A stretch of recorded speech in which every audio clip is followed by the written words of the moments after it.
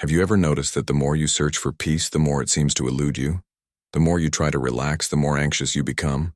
The more you seek silence, the more noise appears inside your head. This is no coincidence. The search is the problem. And in this video, you'll discover why Ramana Maharshi, one of history's greatest sages, taught that peace is not something you conquer. It's something you stop running away from. Think about the last time you tried to find peace. Maybe you closed your eyes to meditate, or went for a walk alone, or turned off your cell phone for a few hours. And what happened? Instead of silence, a flood of thoughts came. Did I say that right? What if this goes wrong? Why do I still think about that? The mind transformed the moment of peace into yet another battlefield. You're not alone in this. Most people spend their entire lives chasing peace as if it were a distant goal, something you'll achieve when you finally solve all your problems, when you conquer that one thing, when you become a better version of yourself. But here's the truth nobody tells you. You're looking in the wrong place, and worse, you're using the wrong tools, because peace doesn't reside in the future. It's here, now. But you can't see it because you're too busy chasing after it. Ramana Maharshi realized something brutal at the age of 16. The person who seeks peace is the same person who destroys it. Think about that. Who is seeking peace? The ego. And what is the ego? It's that inner voice that says, I need this. I deserve that. I'm afraid of this. The ego is a psychological construct, a false identity you created to survive in a world that taught you that you need to be someone to have value. And here's the trap. The ego doesn't want true peace. It wants control. It wants security. It wants the feeling of getting there. Because if you finally find real peace, that peace that doesn't depend on anything external, the ego loses its job. It has nothing left to do. So it sabotages. It creates false urgencies. It convinces you that he is at peace. He just needs to resolve one more thing. Carl Jung said, until you make the unconscious conscious, it will direct your life, and you will call it fate. And that's exactly what happens. You think you're seeking peace, but in reality you're feeding the cycle that keeps you trapped. You're searching with the same agitated mind that created the agitation. It's like trying to put out a fire by throwing gasoline on it. Here's the truth that will hurt. You don't want peace. You want relief. And those are two completely different things. Relief is temporary. It's when you finally solve that problem and breathe for 5 minutes before the next one appears. It's when you conquer that thing and feel good for a few days before your mind finds something new to worry about. Relief is the ego giving you a break. But peace, real peace, that requires something that terrifies you. Give up control. Give up the idea that you need to be someone else. Give up the masks you wear to protect yourself. Give up the story you tell yourself, the story of the me who suffered, the me who deserves, the me who needs to prove something. Viktor Frankl, who survived Nazi concentration camps, realized, when we cannot change a situation, we are challenged to change ourselves. But Ramana went even further. You don't need to change yourself. You need to stop pretending to be someone you've never been. The peace you seek is not hidden. It is here. It always has been. But you can't feel it because you are identified with the noise, with the thoughts, with the worries, with the drama of your own mind. You have become so intimate with the agitation that you have confused it with who you are. So here's the question that changes everything. What if peace isn't something you achieve, but something you stop rejecting? What if she's already here, waiting for you to stop running? What if the problem isn't a lack of peace, but your inability to recognize her because you're too busy searching? Ramana Maharshi didn't offer you just another meditation technique. He offered you a way out of the prison you built for yourself. And in the following chapters, you'll discover exactly how he did it. How a 16-year-old boy without any spiritual training had such a profound experience that he never suffered again. And how he transformed that experience into a technique so simple it's almost offensive. But before continuing, answer this for yourself with brutal honesty. Do you really want peace? Or do you want the feeling of being in control while you search for it? Because if you choose the second option, you'll keep running in circles, and peace will remain exactly where it's always been. here, now, waiting for you to stop. You don't find peace by chasing after it. You discover it when you finally stop running from yourself. Imagine being 16 years old and suddenly feeling like you're going to die.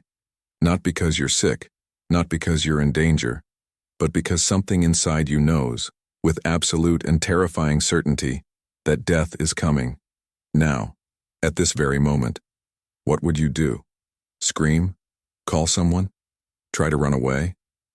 Ramana Maharshi did something no one would expect. He lay down on the ground, closed his eyes, and he chose to die consciously. It was 1896 in India. Venkataraman, that was his name before he became Ramana Maharshi, was an ordinary teenager. He wasn't a monk, he didn't meditate, he had no spiritual interest. He lived in his uncle's house, studied, and complained about his schoolwork like any other boy. But that day, alone in his room, a wave of terror overwhelmed him, the most primal fear that exists, the fear of ceasing to exist. Most people run from this fear their whole lives. They fill every second with noise, with distractions, with anything that leaves no room to feel the fragility of existence. But Ramana didn't run away. He did something brutal. He decided to overcome his fear. He lay there like a corpse. He let his body stiffen. He consciously stopped breathing, and as the sensation of death approached, he didn't pray. He didn't ask for help. He just watched and wondered, if this body is going to die, who am I to be aware of that death? Think about it. A 16-year-old boy with no spiritual training had the courage to ask the question that most adults spend their entire lives avoiding. Who am I besides this body? And at that moment, something broke. Not the body, not the mind, but the identification, the belief that he was that person, that story, that name, that fear. And what remained? It wasn't emptiness, it wasn't death. It was a pure presence, a peace so profound that it didn't depend on anything. Not on the body being alive, not on the mind being calm, not on any external circumstance. He realized, I am not the body. I am not the thoughts. I am the consciousness that observes all of this. Have you ever had a moment when you felt completely at peace even in the midst of chaos? Perhaps for a few seconds when you were immersed in music or gazing at the sea or holding someone you love. In those moments you weren't thinking about who you are. You weren't defending your identity. You simply era. Ramana found himself in this state permanently, not because he was special, but because he had the courage to die to the false version of himself. After that experience, Ramana didn't return to normal life. He couldn't, because he saw through the illusion. He realized that the person everyone called Venkataraman, with his fears, his ambitions, his stories, was never real. It was a mask, and he could no longer pretend he was wearing it. A few days later, he left home without saying anything. He took a train to Tiruvannamalai, a city in southern India, where the sacred mountain of Arunachala was located. And there he stayed, not because I was running away from life, but because he had finally stopped running away from himself. He sat, silently, doing nothing, seeking nothing, trying to be nobody. And people began to notice. There was something about him, a stillness so profound it was impossible to ignore. It wasn't passivity, it was pure presence. And that presence began to attract others. People who were tired of pretending, tired of wearing masks, tired of living a life that wasn't theirs. Here's what's frightening. Ramana didn't offer hope. He didn't say, you'll make it, or everything will get better. He said something far more disturbing. You were never who you thought you were. And that's not a tragedy. It's liberation. Carl Jung spent decades studying the unconscious, trying to integrate the shadows, heal traumas, and this work has immense value. But Ramana pointed to something even deeper. Before the trauma, before the shadow, before all the psychological history, there is you. Not the wounded you. The you that has never been touched. The pure consciousness that witnesses everything, but is never stained by anything. Nietzsche said, "You need to have chaos within yourself to give birth to a dancing star." But Ramana discovered something different. You don't need chaos. You need to stop identifying with it. Ramana lived for more than 50 years after that experience, and during all that time, he taught only one thing: the technique he used in that room at age 16 when he faced death. A question so simple it seems impossible that it could have power. But that question, when truly asked with your whole being, it destroys all the masks you wear to protect yourself from the truth. In the next chapter, I'll show you exactly what that question is, and how it can do for you what it did for Ramana. You'll reveal who you really are when you stop pretending. Ramana died at the age of 16, but not physically. He died psychologically. The person he thought he was crumbled, and on the other side of that death he found something that has no name, no form, no fear, something that had always been there, waiting to be recognized. The question now is, do you have the courage to die while you're still alive? To let go of the identity you defend as if your life depended on it? Because maybe it depends, but not on real life, just the imaginary life you built on top of a lie. Ramana did not escape death. He faced it with his eyes open and discovered that who you truly are cannot die. So here is the technique, the simplest you will ever hear, the most powerful, and the most dangerous for the ego. Ramana Maharshi called it Atma Vichara, self-investigation. But don't be fooled by its simplicity. This isn't a philosophical question. It's a psychological scalpel that cuts straight to the root of all your suffering. The question is, who am I? 3 words. And they have the power to dismantle an entire life built on lies you've told yourself. But wait. Before you automatically reply, I am so-and-so, I am 35 years old, I work in this field, I am a parent, child.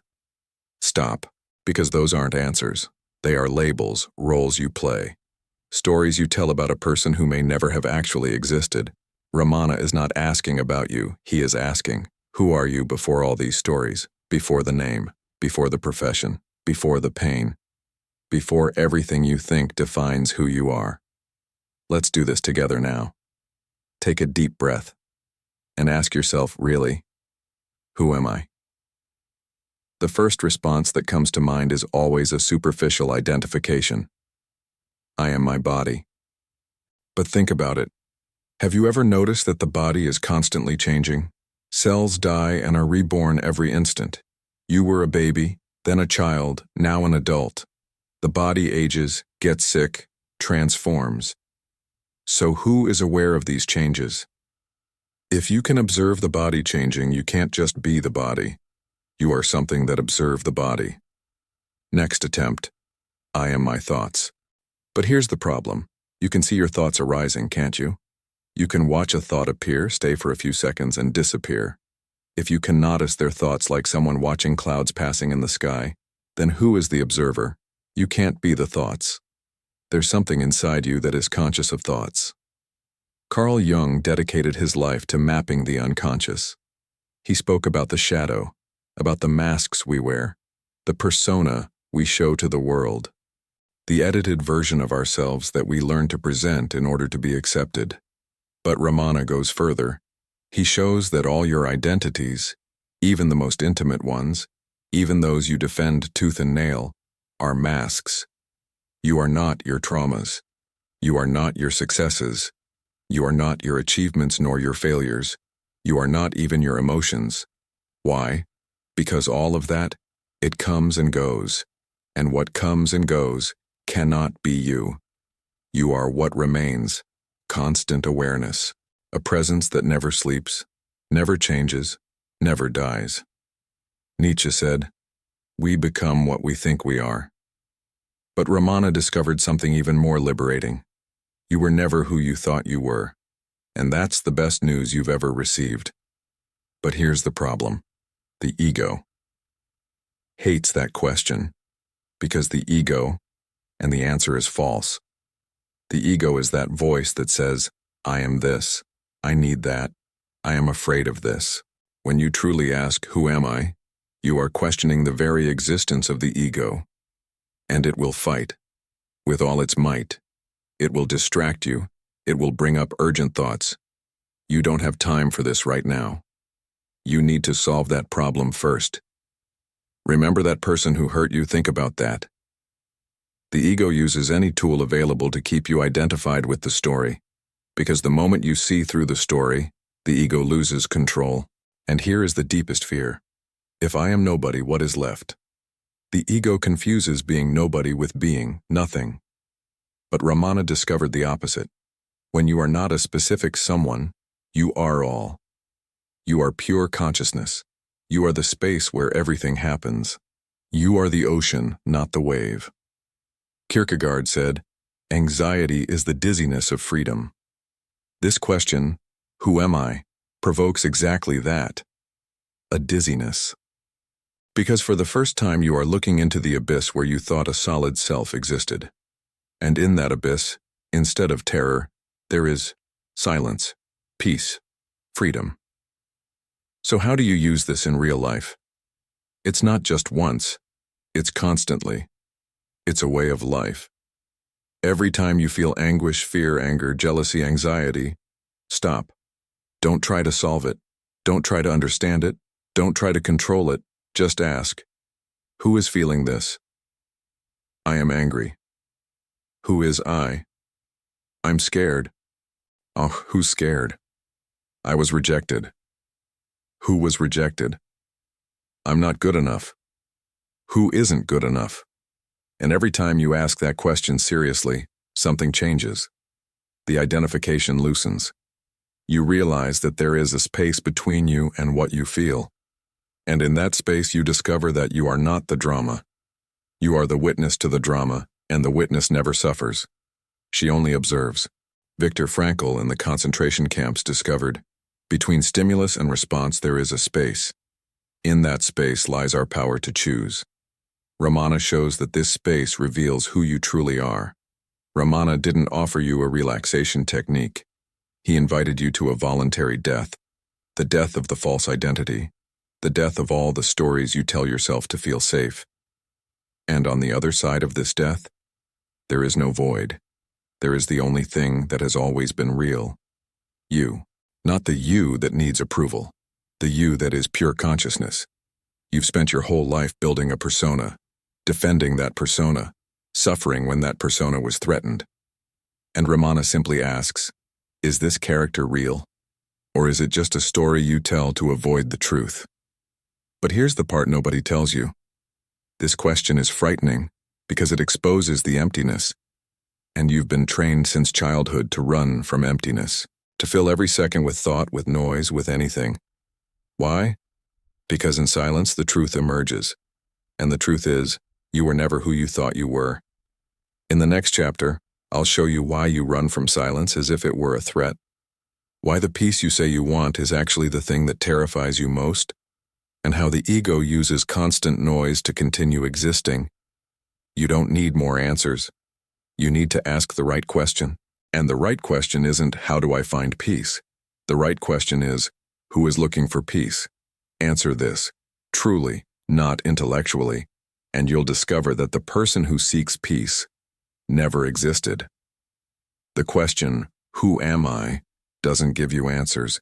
It destroys all the false answers you've carried as truth your whole life. Here's the truth nobody wants to admit. You don't want peace. You want control, and true peace, the kind Ramana Maharshi found, requires you to relinquish control.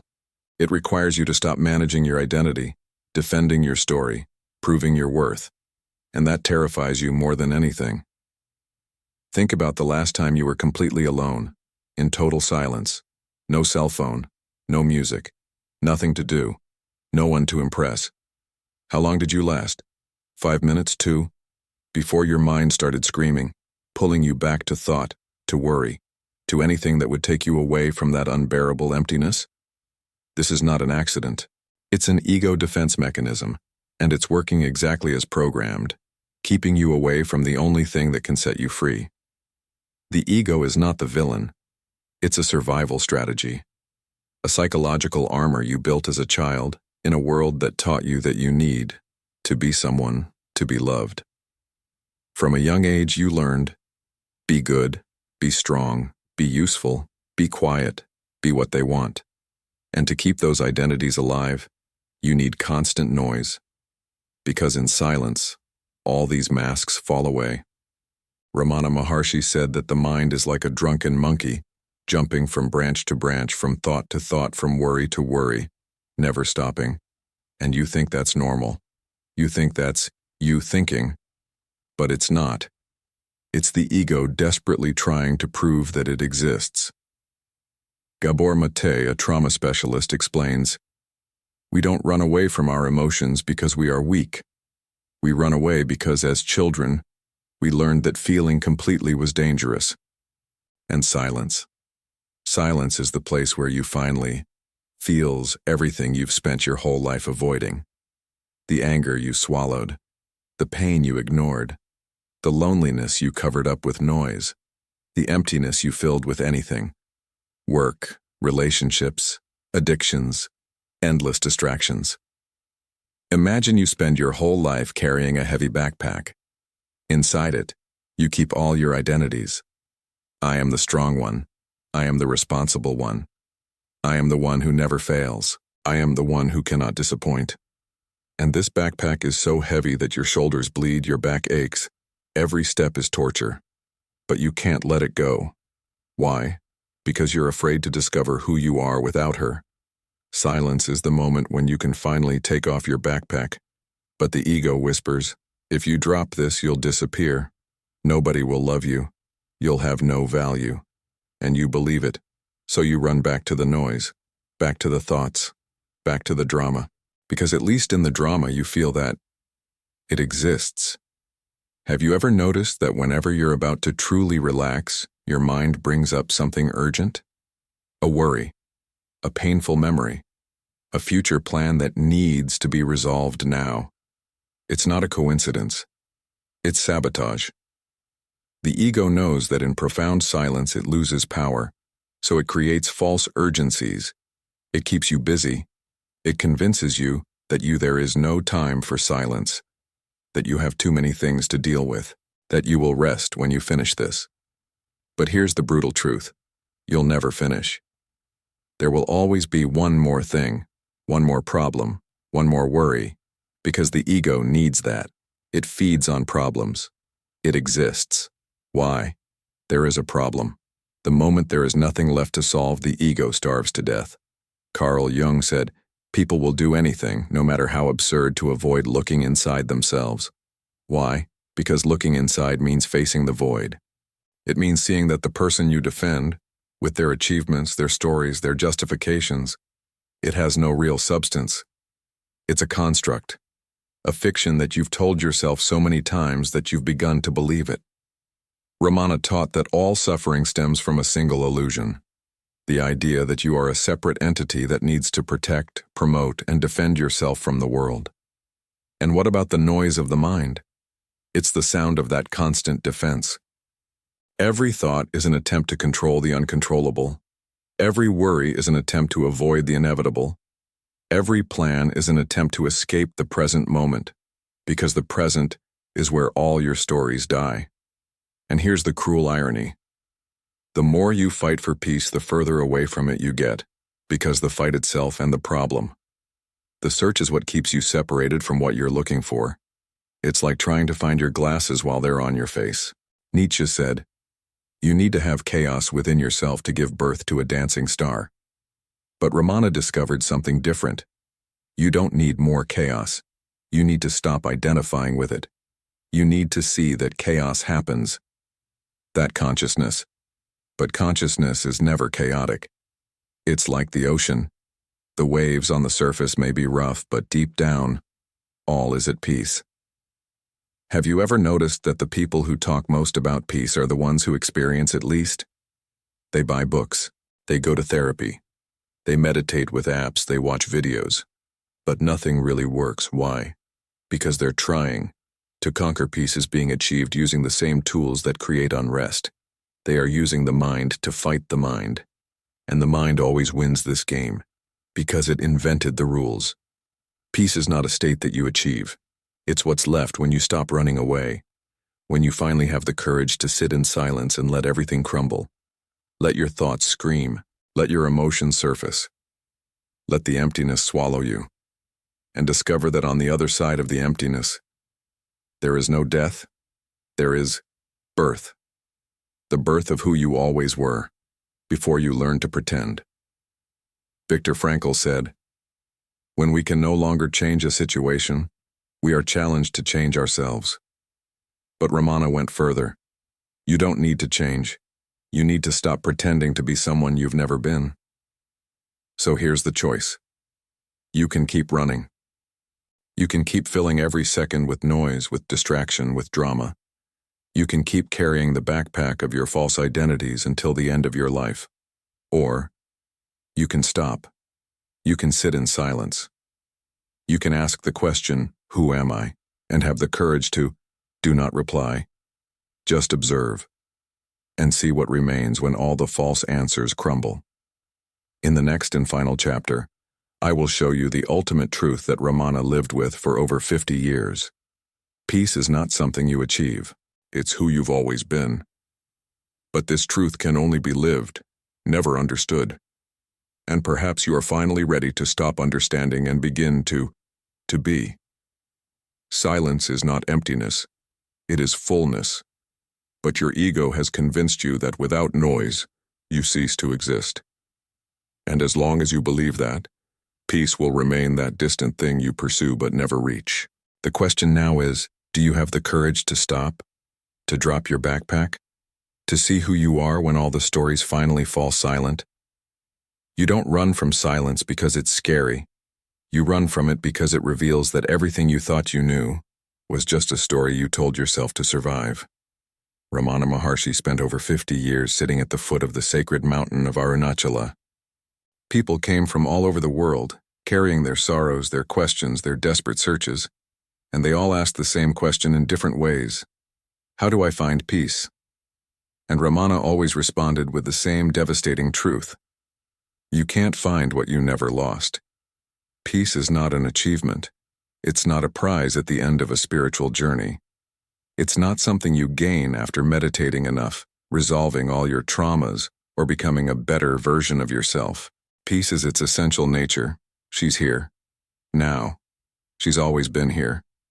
You were just too busy looking for her to realize you were already breathing inside her the whole time. Here's the final blow to the ego. You never needed to become anyone. All the struggle, all the effort, all the pursuit of being better, stronger, more enlightened, more worthy of love, all of it was based on a fundamental lie. The lie that there is something wrong with you. The lie that you are not enough as you are.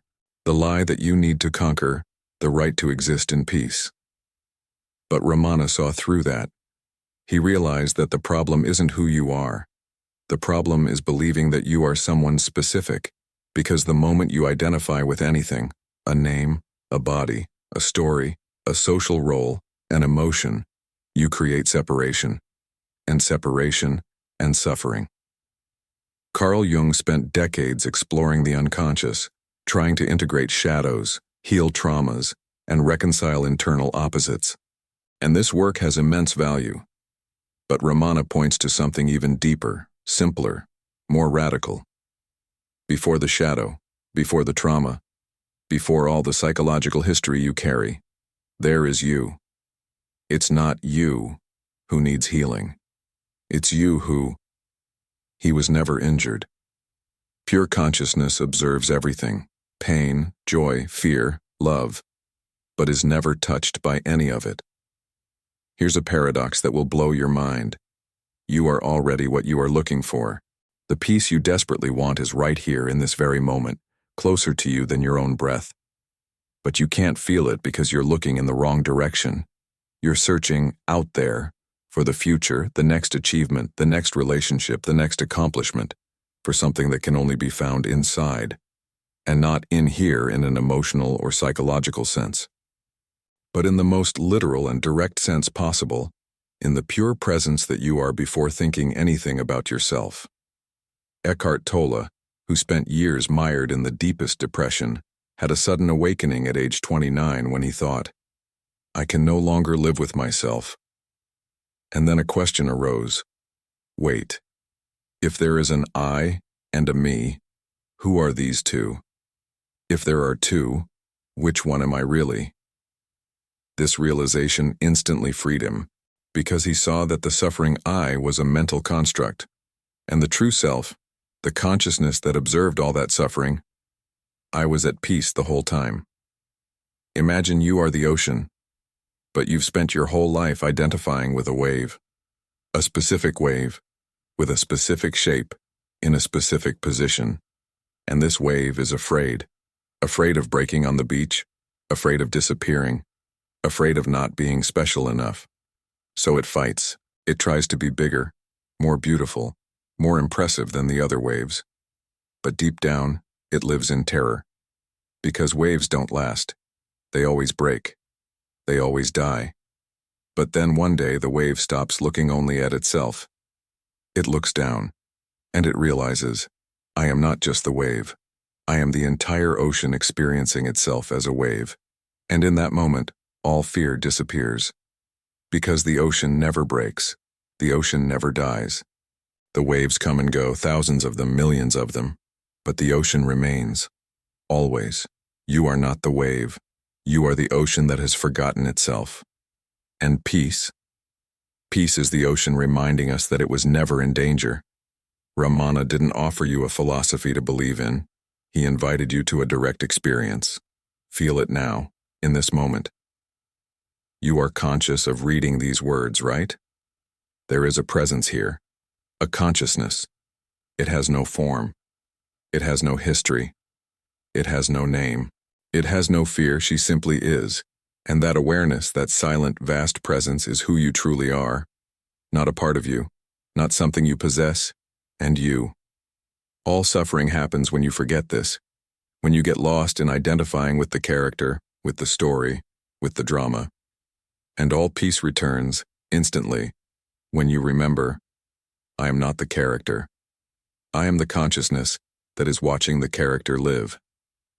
Viktor Frankl, amidst the absolute horror of the concentration camps, discovered, everything can be taken from a man except one thing, the last of human freedoms, to choose one's attitude in any given set of circumstances, to choose one's own way. But Ramana went even deeper. You don't need to choose an attitude. You need to see who is choosing. And in that perspective, you are free. Completely free. So here is the ultimate truth, plain and simple. You don't need anything else. You don't need more knowledge, you don't need more techniques, you don't need more effort, you don't need more time. You don't need to become anyone. You don't need to be cured of anything. You just need to stop. Stop searching. Stop fighting. Stop trying to improve. Stop pretending there's something fundamentally wrong with you that needs fixing before you deserve peace. Because there isn't. There never was. Peace is not at the end of the search. Peace is realizing that there was never any real search. Because you were never lost, you only thought you were. And that thought, that belief, created all the suffering. Not reality. Belief about reality. Ramana Maharshi didn't give you answers. He gave you back to yourself. He pointed to the moon and invited you to stop looking at the finger. And now, in this moment, not tomorrow, not when you're ready, but now, you can choose.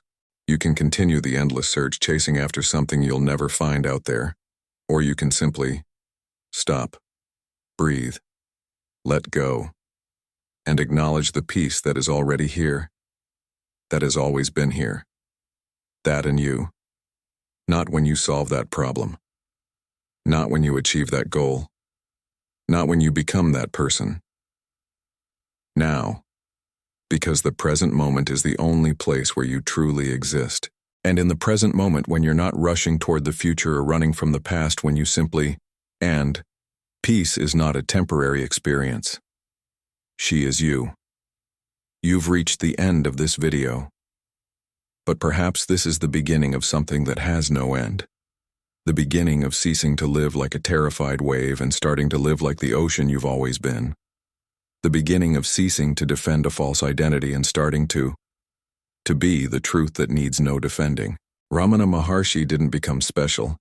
He didn't gain superpowers. He didn't achieve anything. He stopped pretending to be limited. And that is the only difference between someone who lives in permanent peace and someone who lives in constant suffering. One remembers who he is. The other has forgotten. What is the simplest technique for achieving peace? Stop trying to catch up with her. Recognize that you already are her. You always have been. You always will be. If you've made it this far, it's because some part of you, the part that never forgot, the part that transcends all conditioning, is calling you back home. And home isn't a place on a map. It's who you've always been, before you believed you were something else. The question now is no longer, how do I find peace? The question is, do you have the courage to stop searching? Do you have the courage to be who you already are? Breathe, feel, and acknowledge. Peace is here. It has always been. You were just too distracted by the noise of the search to notice the silence that has always been beneath it all. Welcome back. You were home all along. If this video touched you in any way, perhaps you're ready for the next truth. In the next video, I'll show you why the loneliness you feel might be the greatest gift of your life, why understanding others too much can leave you alone, and why this isn't a curse, but an awakening.